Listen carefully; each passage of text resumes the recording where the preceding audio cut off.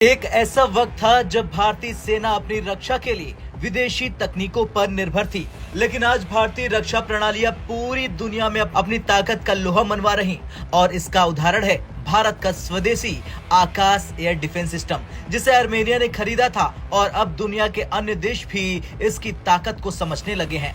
आकाश system, जिसे DRDO और BDL द्वारा संयुक्त रूप से विकसित किया गया है, अब वैश्विक स्तर पर चर्चा का विषय बन चुका है। डॉक्टर जयशंकर है, उन्होंने एक स्टेटमेंट उनकी आई है जिसमें उन्होंने दहशतगर्दी जो है पाकिस्तान खुद ही दहशतगर्दी के हाथों जो है वहां पर जो कत्लेआम हो रहा है और दहशतगर्दी के हाथों खुद ही मारा जा रहा है, इसके ऊपर बात की, तंज की थोड़ी। दुनिया की एक सुपर पावर समझते हुए इस किस्म के हथियार और अब ताकत इकट्ठी कर रहा है जो हमसे ज्यादा दुनिया के लिए खतरा है। कि वो सारा असला अपने लिए बनाना शुरू कर दिया उन्होंने, और वो खुद अगर वो नहीं बनाते तो देखे ना, पूरे का पूरा वेस्ट खड़ा हुआ है पीछे, पूरे का पूरा वेस्ट खड़ा हुआ है पीछे। जितना डिफेंस, जितना इक्विपमेंट है वो जा रहा है, जितना इक्विपमेंट है वो जा रहा है, एंड दे डू अंडरस्टैंड कि हाँ जी करना क्या है और मतलब किस तरह चीजें लेके। मैं आज सबसे पहले तो वाकई ही मैं, क्योंकि I am very close to Washington DC इस वक्त, और उस पे मैं खुद बल्कि I am going there tomorrow myself, कल जाऊंगा।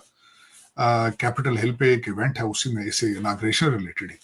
और अभी भी आपसे बोलने से पहले, मैं आपके शो पे आने से पहले मैं खुद देख रहा था, क्योंकि वॉशिंगटन डीसी की सड़कें तकरीबन बंद कर दी जाती हैं, सिक्योरिटी बहुत ज्यादा कर दी जाती है, 8,000 के करीब तो सिर्फ पुलिस वाले जो है सिक्योरिटी पे होंगे। अब मौसम सख्त है, दुनिया के हालात गर्म हैं, ये भी एक बात है इस वक्त, वाकई ही कोई इसमें शक नहीं है। लेकिन मैं थोड़ा सा जो इनाग्रेशन के हवाले से अपने देखने वालों को थोड़ा सा उनको चीजें, जो यूनिक चीजें याद कराने की कोशिश करता हूं।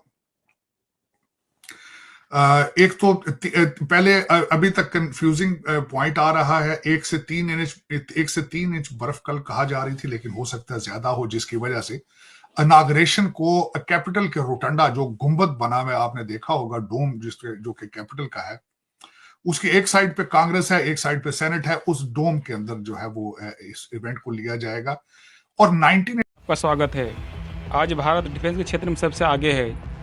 आज अन्य देश भारत से हथियार मंगवा रहा है।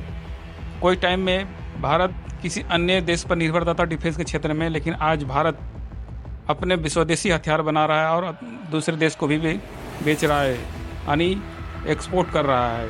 आज आर्मेनिया ने अब यहाँ से एक आकाश सिस्टम डिफेंस सिस्टम को।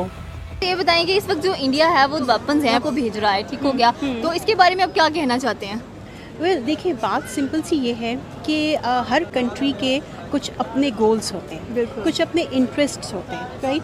सो हर कंट्री ने क्या करना होता है, उसने अपने इंटरेस्ट के अकॉर्डिंगली काम करना होता है। हुकूमत से मईशत नहीं संभाली जा रही, मईशत इकानमी के बगैर कोई डिफेंस नहीं पॉसिबल। अब वो 6 गुना हो गया इंडिया का बजट, आप कंपेयर कर लीजिए हमारे दौर से। और अगर ये नायल हुकूमत इसी तरह इकनॉमिक डिसीजंस लेती रही जो कि गलत है, किसी वक्त बैठ के आप उनसे डिस्कस कर लीजिए, मैं आपको बता सकता हूं कि इनकी नाअहली की वजह से हमें कितना नुकसान है। CS-400 की तरह महंगी तकनीक की आवश्यकता है और न ही इसकी रखरखाव के लिए बड़े पैमाने पर संसाधनों की। आकाश सिस्टम की सटीकता और प्रभावशीलता के कारण ये ओमान की सुरक्षा के लिए एक बेहतरीन समाधान साबित हो सकता है। तो दुनिया की एक सुपर पावर समझते हुए इस किस्म के हथियार और अब ताकत इकट्ठी कर रहा है जो हमसे ज्यादा दुनिया के लिए खतरा है। ये जो आपने बात की कि थर्मो न्यूक्लियर, जो यानी हाइड्रोजन बॉम्ब, जो शायद सिर्फ अमेरिका और रशिया के पास है, जो साउथ में वो न्यूक्लियर सिटी बना रहे हैं। पिछले दिनों हमने बात की थी शायद, जो अग्नि इंटर कॉन्टिनेंटल बैलिस्टिक मिसाइल, यानी वो हम पे, हमारे खिलाफ तो उनके बेशुमार हथियार हैं, लेकिन ये मिसाइल चाइना और फिर कल को रशिया और अमेरिका तक पहुंचेंगे। और फिर इनके खिलाफ जो डिफेंस शील्ड बनाई है वो भी दुनिया के हथियारों के खिलाफ है। तो ये तमाम जो चीज़ें जिसकी हिंदुस्तान कोशिश कर रहा है, हालिया बजट में जिस तरह उन्होंने अपनी जिसे कहते हैं ऑफेंसिव कैपेबिलिटी बढ़ाने के लिए मज़ीद पैसा खर्च करने का वादा किया है उनको। और 2 बातें ख़ास तौर पर नोट करने वाली हैं। उनके आर्मी चीफ ने दोबारा इस चीज़ का अदा किया है कि जनाब, ये जो कोल्ड स्टार्ट का स्ट्रेटजी थी, यानी अचानक पाकिस्तान पे हमला करना, ये अभी भी हमारे लिए काबिल अमल है। अपना दिफा किया है, अपने मफाद के साथ खड़े हैं। लेकिन जो बात हमें और दुनिया को बताने की ज़रूरत है कि हिंदुस्तान एक ऐसी उभरती हुई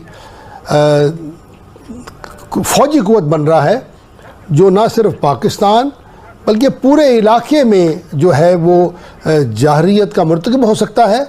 और मेरे ख्याल में दुनिया को इनकरेज करना चाहिए, पाकिस्तान को भी हिंदुस्तान को भी, कि अब ये हथियारों की रेस छोड़कर मुज़ाकरात की तरफ आएँ।